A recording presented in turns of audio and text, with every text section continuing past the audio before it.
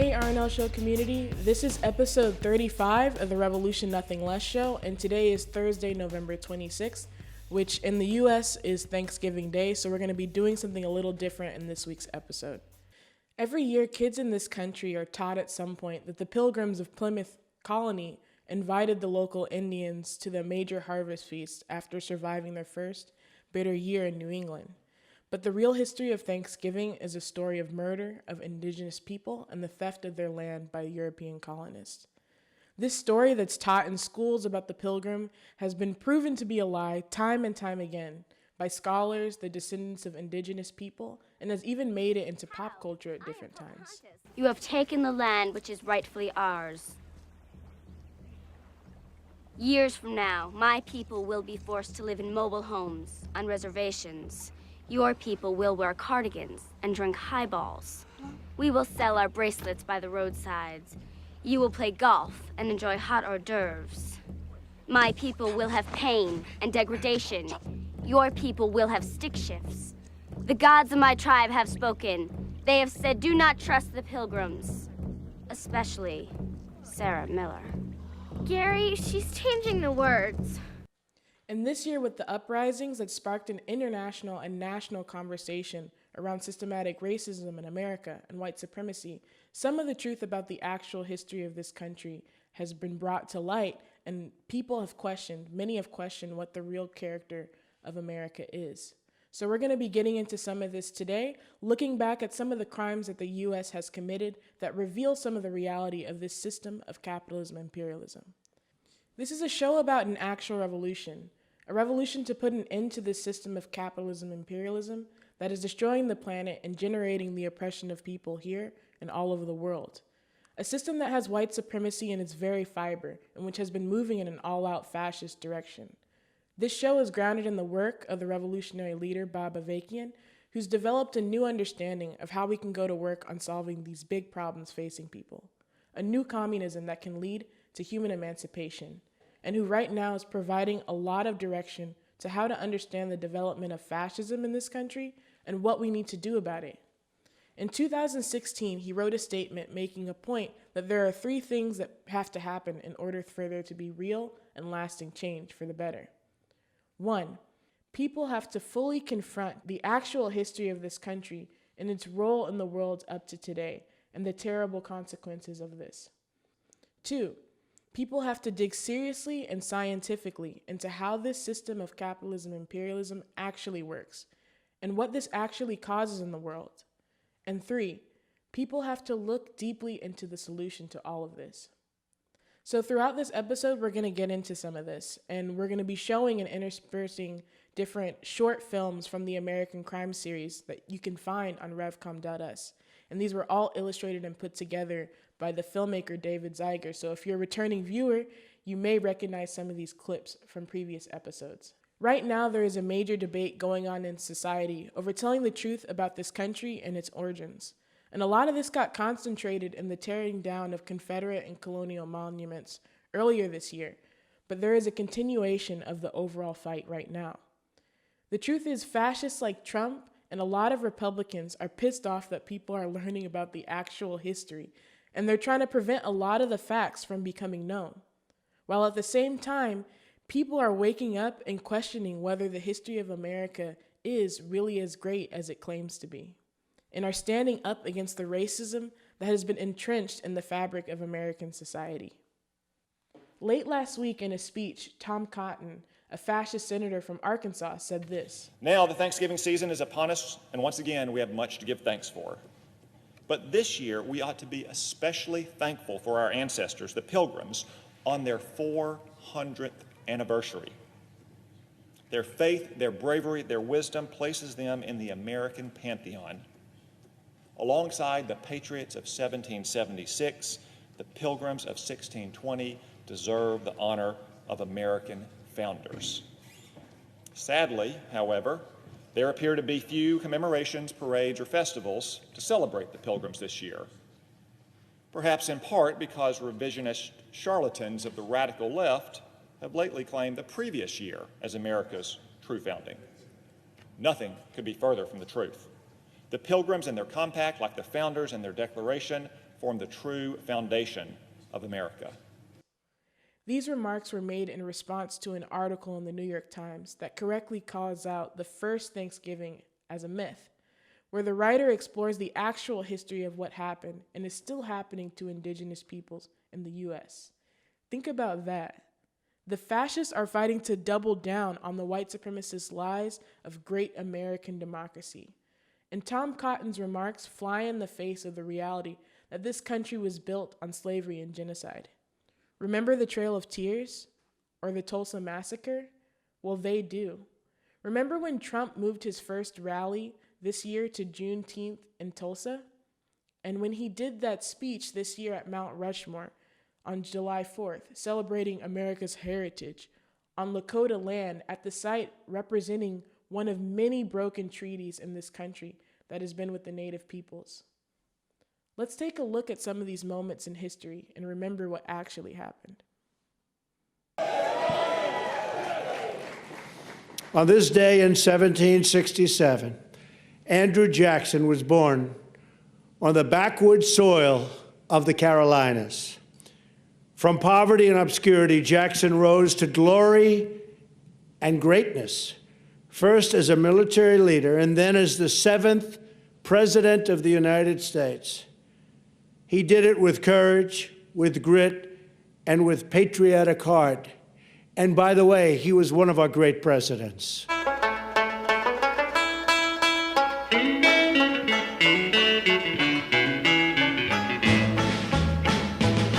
In 1814, we took a little trip along with Colonel Jackson down the mighty Mississippi. Andrew Jackson, war hero, slaver, virulent racist, and the 7th President of the United States.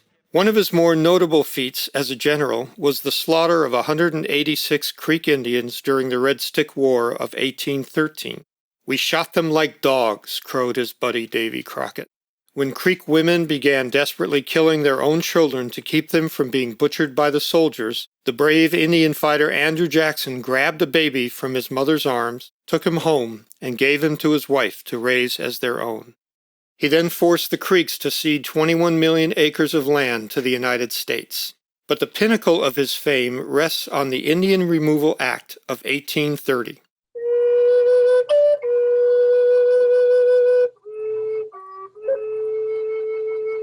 In the face of multiple attacks on native homelands from state militias, the Supreme Court had ruled that Native American tribes were sovereign nations, protected against being illegally forced off their land.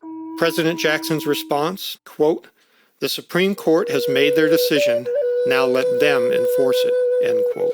Nothing was going to stand in the way of his view that it was the divine right of the white population to rid the country of the more than 36 tribes whose ancestral land stood in the way of the booming slavery-driven economy of the South and the country as a whole.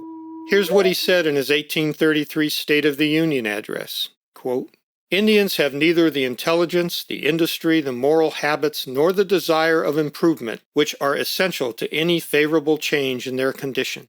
Established in the midst of another and superior race, they must necessarily yield to the force of circumstances and ere before long disappear." End quote. True to his word, from 1814 to 1824, Jackson was instrumental in negotiating 9 out of 11 treaties which forced the southeastern tribes to give up their native lands in exchange for lands in the Western Territory of Oklahoma. The law required the government to negotiate removal treaties fairly, voluntarily, and peacefully. It did not permit the president or anyone else to coerce native nations into giving up their land.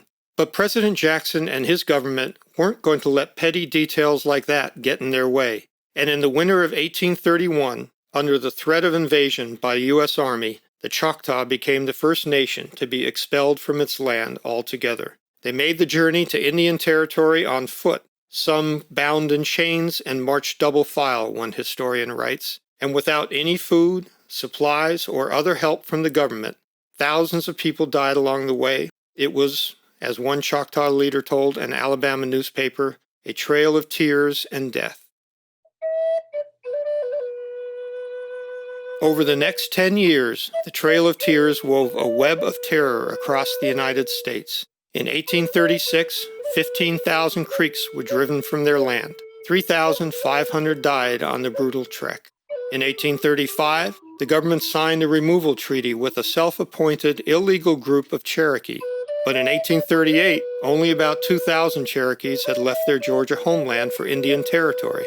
So then President Martin Van Buren sent General Winfield Scott and 7,000 soldiers to, quote, expedite the removal process, end quote. Scott and his troops forced the Cherokee into stockades at bayonet point, while whites looted their homes and belongings. Then they marched the Indians more than 1,200 miles to Oklahoma. Whooping cough, typhus, dysentery, cholera, and starvation were epidemic along the way, and historians estimate that more than 5,000 Cherokee died on that journey. President Van Buren then summed up the campaign in this message to Congress, quote, "It affords me sincere pleasure to be able to apprise you of the entire removal of the Cherokee Nation of Indians to their new homes west of the Mississippi. The measures authorized by Congress with a view to the long-standing controversy with them have had the happiest effect, and they have emigrated without any apparent resistance." By 1840, an estimated 60,000 Native Americans had been driven off of their land in the southeastern United States and forced to move across the Mississippi to Indian Territory. As many as 16,000 died along the route. The federal government promised that their new land would remain unmolested forever, but as the line of white settlement pushed forward, Indian country shrank and shrank. By 1907, Oklahoma became a state, and Indian Territory was gone for good.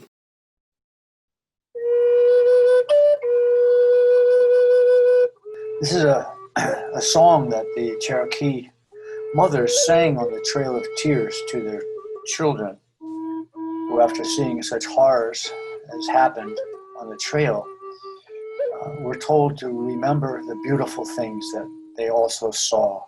The beautiful clouds forming animals, the dancing grass, the beautiful colors of the trout, and the beautiful songs of the birds.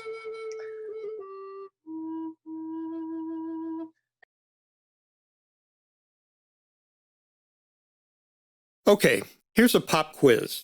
What was the site of the biggest race riot in the history of this country? Oklahoma, where the wind comes sweeping down the plain. That's right, the great state of Oklahoma, home of lovable farmers and ranchers who just need to learn how to be friends and share all those wide open spaces.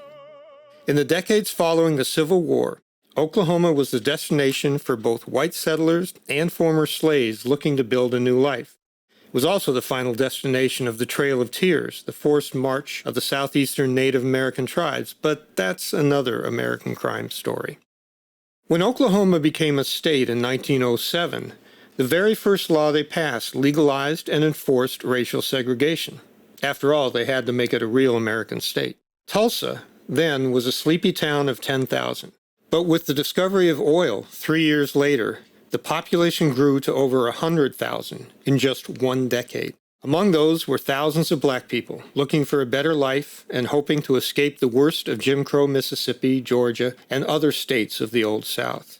In 1921, Tulsa was strictly segregated. Black people could work in town, but all black residents were required to live and shop in the Greenwood district of northern Tulsa. Greenwood's segregated economy, self-contained and self-sufficient, was so successful that it became known nationally as the Black Wall Street. Black-owned grocery stores, banks, libraries, hotels, restaurants, movie theaters, and more lined Greenwood Avenue. But here's what happened on May 30th, 1921. Dick Rowland, a 19-year-old black shoe shiner working downtown, enters the elevator of the only building with a restroom that blacks can use in the area. Sarah Page, a white 17-year-old, is the elevator operator. When the door closes, Page cries out, and Rowland, who may have just tripped and stepped on her foot, runs off, knowing what can happen. Sure enough, he's alleged, without evidence, to have assaulted Page. He's arrested the next morning and held in a jail cell above City Hall. Then the headlines hit. The Tulsa Tribune declares "Nab Negro for attacking girl in elevator," and headlines an editorial, quote, "To lynch Negro tonight," end quote. Within an hour, a lynch mob in the hundreds descends on the courthouse. Word spreads throughout Greenwood that whites are storming the courthouse, and Roland is in danger. At 9 p.m., a group of 25 armed black men, some World War I veterans, drive to the courthouse determined to stop the lynching. The local authorities refuse their offer to help, and they leave. But the heavily armed white mob is incensed. When a group of 75 black men return to the courthouse and are again turned away, a white man approaches an armed black army veteran and demands he turn over his gun.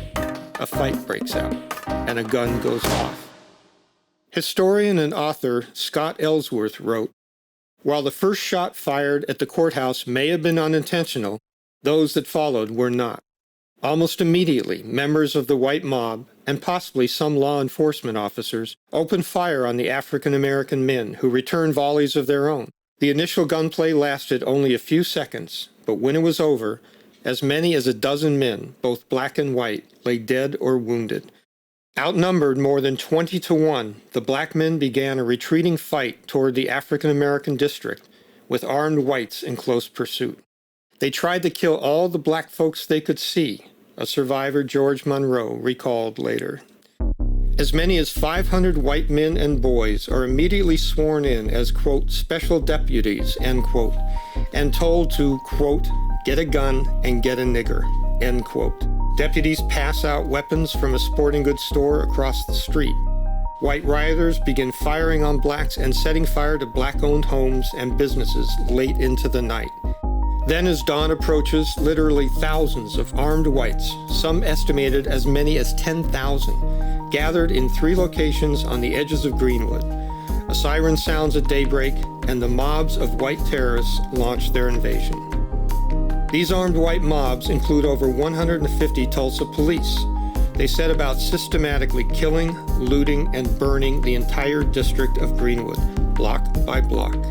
Armed whites break into black homes and businesses and force the people outside, where they are led away at gunpoint to internment centers set up by the authorities. Anyone who resists is shot. If guns are found inside, the occupant is shot. Homes and businesses are looted, then set on fire with torches and oil-soaked rags. House by house, block by block, Greenwood is demolished. Even airplanes are used to shoot black people from the air and drop kerosene bombs on buildings, setting them ablaze. Tremendously outnumbered, black Tulsans fight back. Riflemen take positions atop the belfry of a newly built church to try and halt the white invasion. But the church is burned to the ground. Deputized police and the National Guard units arrest 6,000 Greenwood residents. Black Tulsans don't go down without a fight, but they're outgunned and outnumbered. Survivors recounted black bodies loaded on trains and dumped off bridges into the Arkansas River, and, most frequently, tossed into mass graves. By noon on June 1st, these white mobs had murdered more than 300 black Tulsa residents. They had turned 40 square blocks of Greenwood into a scorched wasteland, including 1,256 homes destroyed, along with virtually every other structure, churches, schools, businesses, even a hospital and library. More than 10,000 residents were left homeless. Thousands of black Tulsans spent the winter living in tents. Many left for good, having had enough of Tulsa, Oklahoma.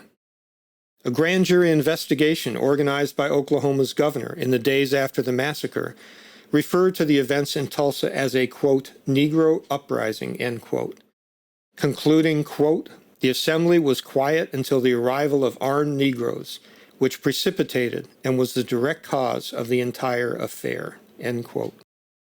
But that ain't all, folks.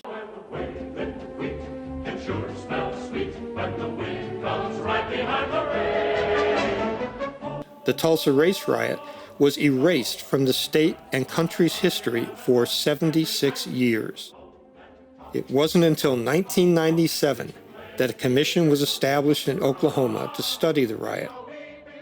And what did they find? Quote, not one of these criminal acts was then or ever has been prosecuted or punished by government at any level, municipal, county, state, or federal.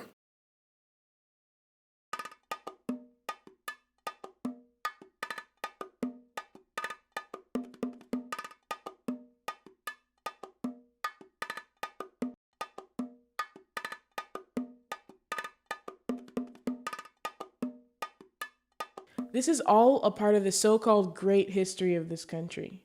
Think about it. But why does this kind of thing happen so much in the history of this country? Is it all just greed and petty self-interests? No. These are the reflections of the working of a system, capitalism, imperialism. And that system has different characteristics, such as white supremacy in this country, but it's more than that. A big example of the fucked up and outdated relations involved in making this system work were revealed in the beginnings of the COVID pandemic, and are more and more becoming apparent, forcing a lot of people to see just how connected we all are to a global community through capitalism, and see that America's actions have an impact on people all over the world. We're going to get into this with the next piece. This next video was made based off of a series written by Raymond Latta and featured on Revcom.us earlier in the time of the pandemic that highlights the international effects and relations made worse by the COVID-19 virus. Since this was written earlier this year, some of the figures mentioned have changed, and as of November 21st, there have been 55.6 million known cases of coronavirus worldwide, and 1.34 million deaths. But the relations hold up that are shown in this video, and it's gotten more and more dire since this was written and put together. So this is From Vice Grip to Death Grip.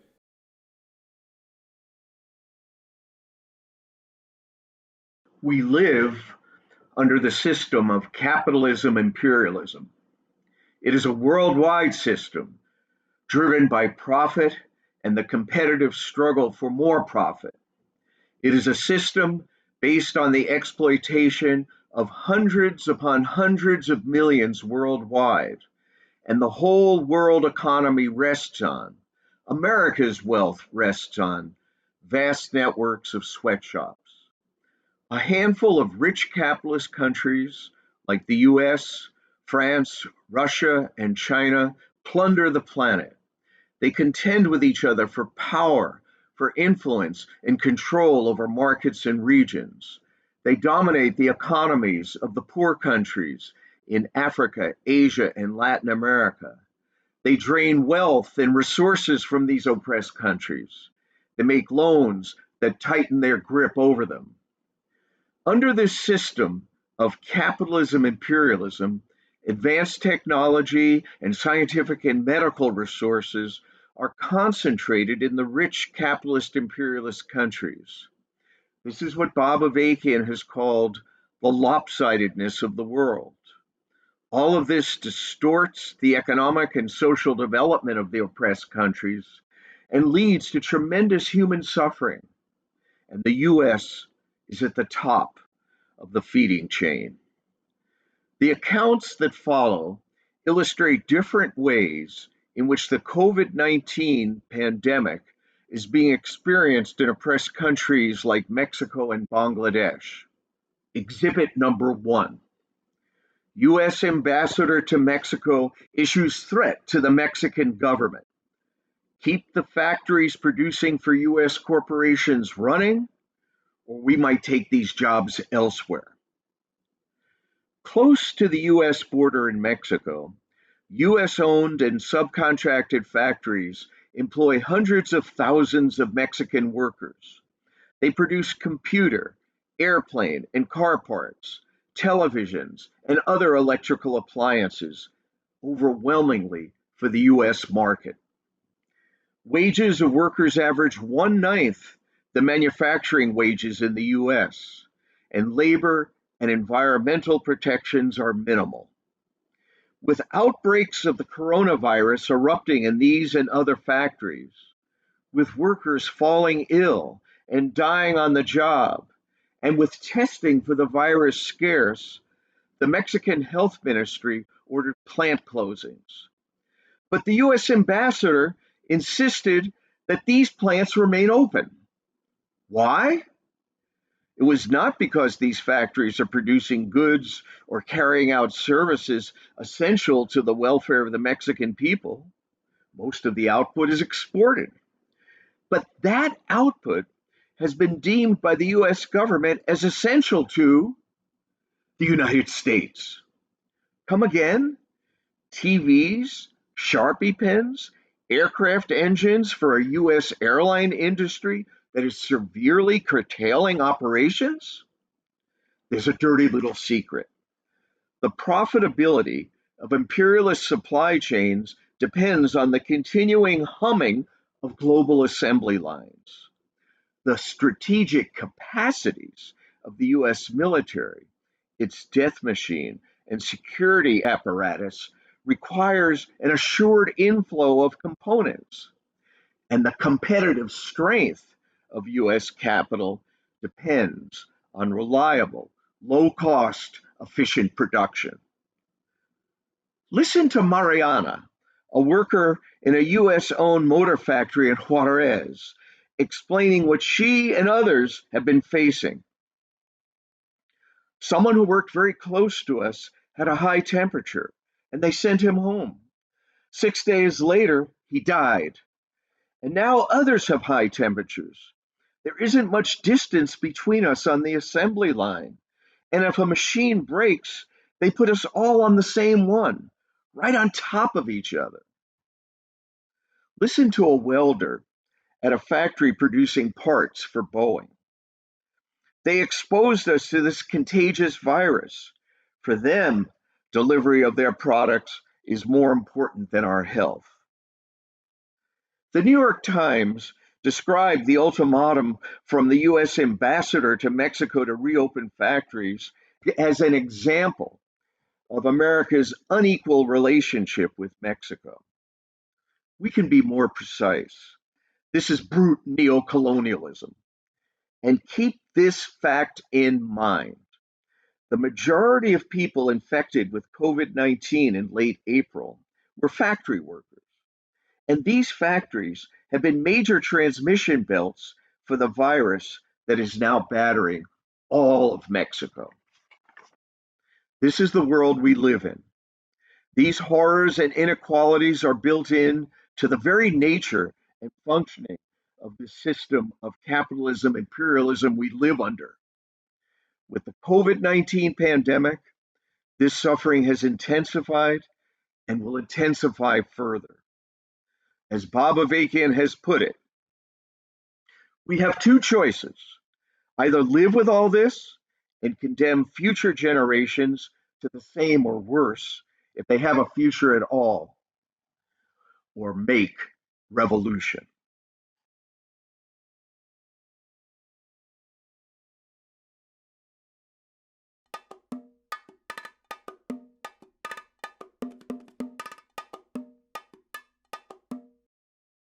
We are not a nation of timid spirits.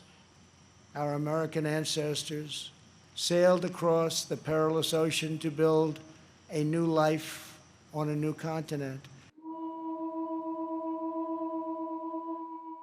In 1779, General John Sullivan led 6,000 Continental Army troops on a mission to wipe out communities of the Iroquois Confederacy in upstate New York. Sullivan's troops methodically looted and destroyed every Iroquois town and village on their route, their progress marked by smoldering villages and blackened fields. Roughly 50 towns, 1 million bushels of corn, 50,000 bushels of vegetables, and 10,000 fruit trees were demolished, leaving death and starvation in their wake. Sullivan's orders came from the Commander-in-Chief of the Continental Army, General George Washington, who wrote, "The immediate objects are the total destruction and devastation of their settlements and the capture of as many prisoners of every age and sex as possible.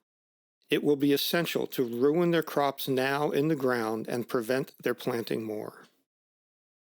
We're a nation of pilgrims, pioneers, adventurers, explorers, and trailblazers who refuse to be tied down, held back, or in any way reined in.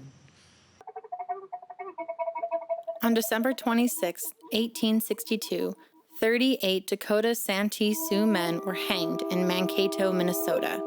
Surrounded by 1,500 Union troops and a howling mob of 4,000 white settlers, they were hanged simultaneously. This was the largest mass execution in U.S. history. The execution order came from the President of the United States, Abraham Lincoln. Forced off of their land and into starvation, the Dakota had fought a futile war against the Union Army. After the hangings, more than 1,600 Dakota were exiled to a disease-ridden concentration camp on Pike Island. Then in 1863, the U.S. Congress abolished the Dakota Reservation, declared all prior treaties null and void, and expelled the Dakota people from Minnesota. These pioneers didn't have money, they didn't have fame, but they had each other. They loved their families, they loved their country, and they loved their God. On the morning of November 29, 1864, 700 soldiers of the 3rd Colorado Cavalry, led by Colonel John Covington, stormed into a village near Sand Creek, where the Cheyenne people had been promised peace and safety by the U.S. government. The soldiers opened fire with carbines and cannons, killing at least 130, mostly women, children, and the elderly. Before leaving, the soldiers not only scalped the dead, but cut off body parts as trophies. Then they burned the village. Colonel Covington declared, "I have come to kill Indians, and believe it is right and honorable to use any means under God's heaven to kill Indians. Kill and scalp all, big and little. Nits become lice." When opportunity beckoned, they picked up their Bibles, packed up their belongings, climbed into their covered wagons, and set out west for the next adventure. In 1846, before the 1848 gold rush, 150,000 Native Americans were living in California.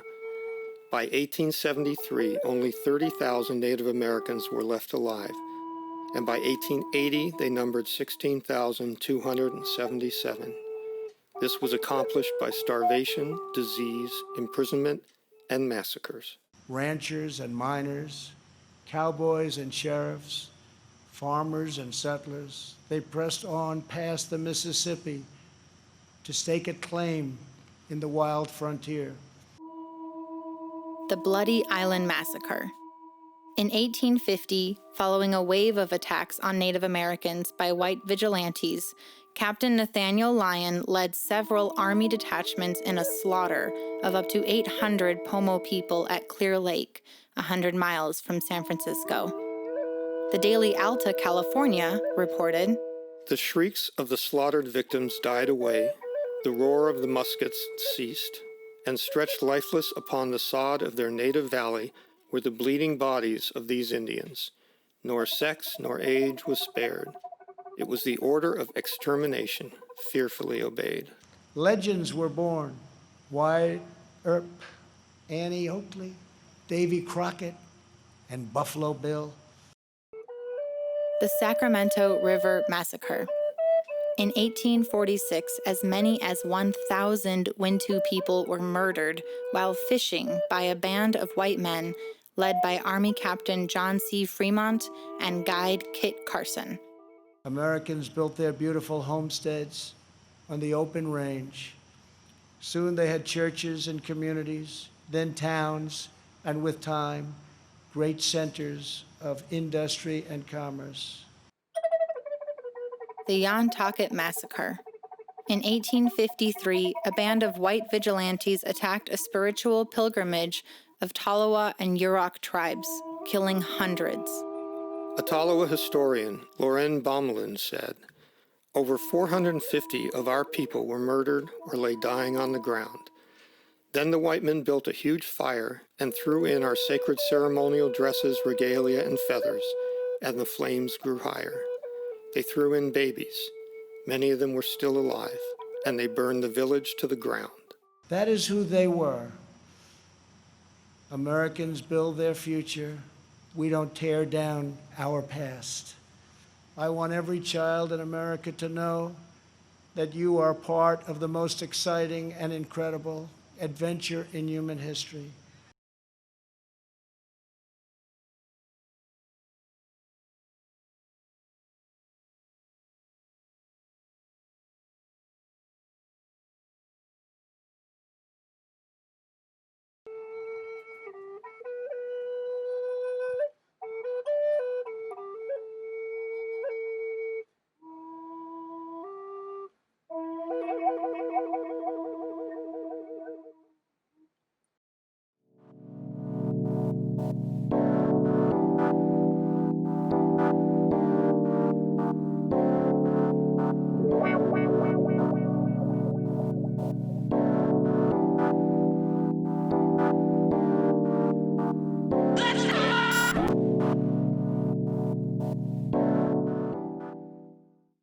So that's it for this week's episode of the RNL Show. But before we go, I want to leave you all with this.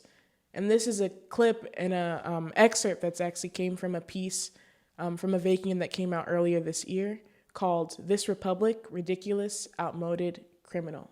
The story is frequently told by enthusiasts of this great American democracy that at the time of the founding of this country, Benjamin Franklin was asked, "What kind of government do we have?"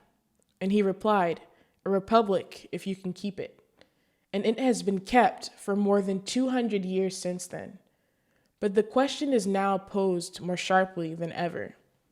Is it worth keeping? And should any decent person want to keep it? If you can conceive of a world without America, without everything America stands for and everything it does in the world, and you've already taken great strides and begun to get at least a glimpse of a whole new world.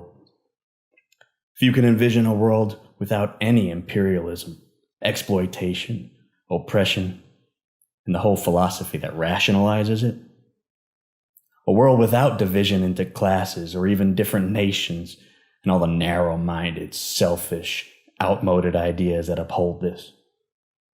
If you can envision all this, then you have the basis for proletarian internationalism. And once you have raised your sights to all this, how could you not feel compelled to take an active part in the world's historic struggle to realize it? Why would you want to lower your sights to anything less? Bob Avakian.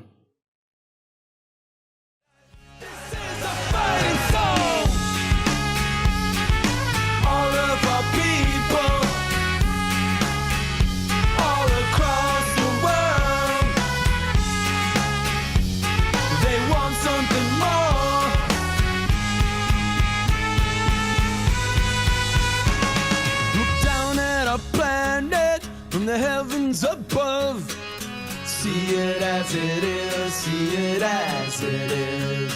No borders or banks, no walls or tanks, no nations, no nations.